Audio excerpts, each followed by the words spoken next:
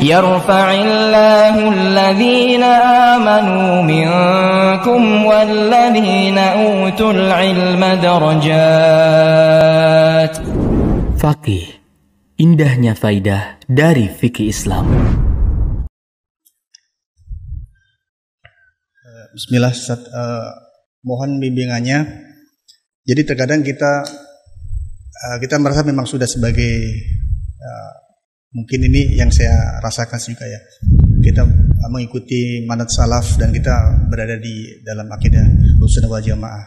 Tapi terkadang pula juga kita merasa dengan kondisi sekarang ini kan memang banyak fitnah dan kita pasti akan terjatuh dengan banyak dosa.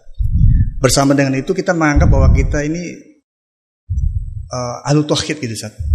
Jadi seakan-akan dosa itu akan gugur dengan tauhid kita. Jadi mohon nasihatnya bagaimana kita bisa memposisikan hati kita bahwa kita ini sebetulnya nggak layak atau bagaimana dengan kondisi seperti itu.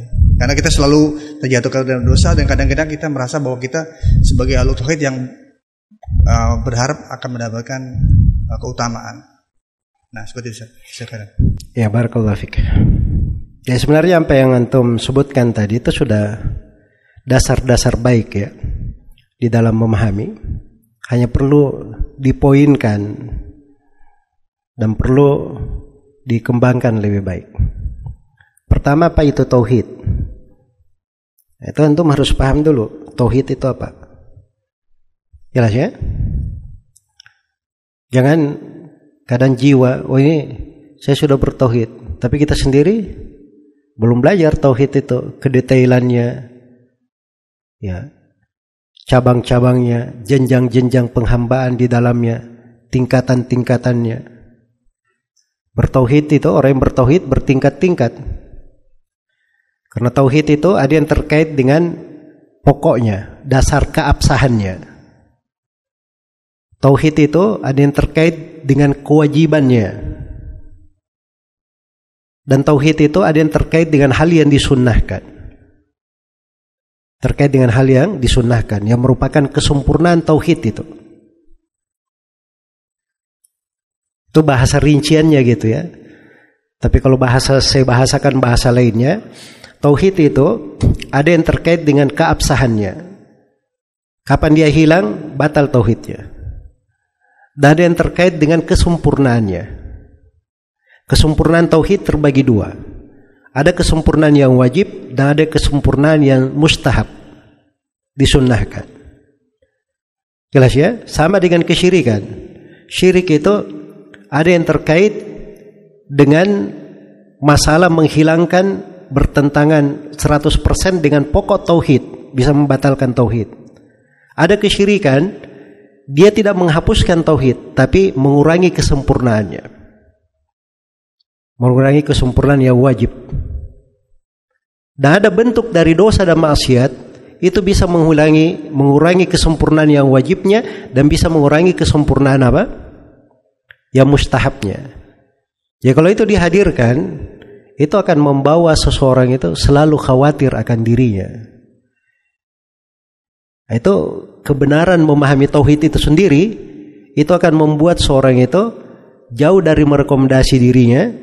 Dan dia sendiri ada kekhawatiran pada dirinya.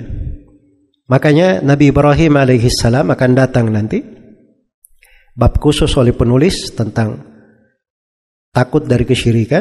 Nabi Ibrahim sendiri berdoa, waj'alni wa bani an na'budal asnam. Ya Allah, jauhkanlah saya dan keturunanku dari menyembah kepada berhala. Apa kurangnya Nabi Ibrahim? Bapaknya orang-orang yang bertauhid, panutannya orang yang bertauhid. Bersamaan dengan itu, beliau masih berdoa seperti itu.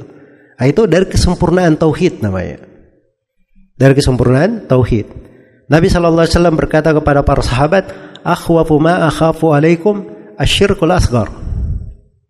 Hal yang paling saya khawatirkan atas kalian wahai para sahabat, syirik kecil. Ketika ditanya apa syirik kecil itu, kata beliau ar-riya. Ini bahasa Nabi, hal yang paling aku khawatirkan atas kalian. Ini bukan kepada kita ini, Nabi mengkhawatirkan. Terhadap siapa? Para sahabat, generasi terbaik di tengah umat ini. Apalagi terhadap kita. Apalagi terhadap kita.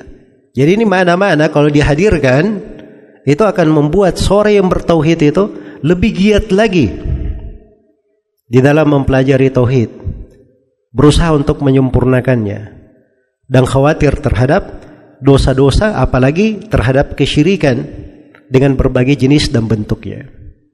Iya. Maka kekhawatiran itu penting ada ya, sisa kita dudukkan sesuai dengan dasar ilmunya. Jadi obatnya, satu, kita pelajari tauhid secara terperinci. Itu akan menghilangkan ya hal-hal yang seperti yang disebut oleh kita yang bertanya. Kemudian yang kedua, ya, dia jauhkan dirinya dari merekomendasi diri. Kemudian yang ketiga, dia memiliki dari rasa takut jatuh di dalam kesyirikan. Kemudian yang keempat, dia harusnya selalu bersiap untuk kehidupan akhirat. Jadi kalau bersiap untuk kehidupan akhirat itu, dia berusaha husnul khatimah di segala keadaan. Berusaha untuk husnul khatimah di segala keadaan. Iya. Kita ini tidak lebih soleh dari Sufyan Ats-Tsauri rahimahullah. Imam besar di masanya, Amirul Mu'minin fil hadith, imamnya kaum muslimin di dalam hadith.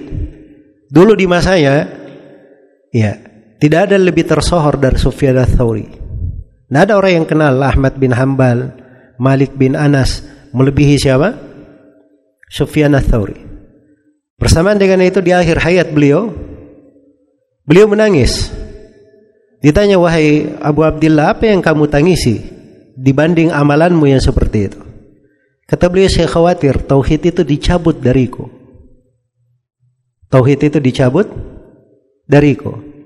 Itu orang-orang yang soleh seperti itu keadaannya. Ya kalau kita tidak memiliki hal-hal yang seperti ini, kita sudah belajar tauhid pun, itu harus kita perbaiki lagi pemahaman kita terhadap tauhid. Berarti ada kekurangan kita di dalam memahami tauhid tersebut. Jelas ya, tauhid itu menyebabkan seseorang itu aman hubungannya dengan Allah Subhanahu wa taala, tapi dia merasa khawatir akan dosa-dosa dan kesalahannya, khawatir akan fitnah, khawatir akan dijauhkan dari tauhid, khawatir terfitnah oleh kesyirikan dan seterusnya. Itu harus ada di kalangan orang yang bertauhid. Wallahu taala alam. Semoga Allah memberi taufik kepada semuanya. Barakallahu fikum. Jangan lupa subscribe, like, dan share